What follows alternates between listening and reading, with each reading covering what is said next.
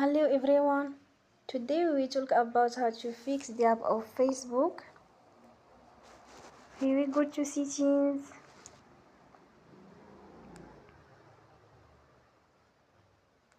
Then we click on apps. After that we search the app Facebook.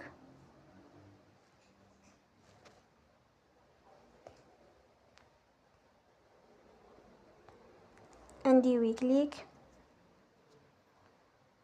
Then we will on for stop. After that we go to storage. Then we click on clear cache. In the end, you will turn your Wi-Fi and you will turn again. Don't forget to support us by like and subscribe. See you next time and thank you for watching.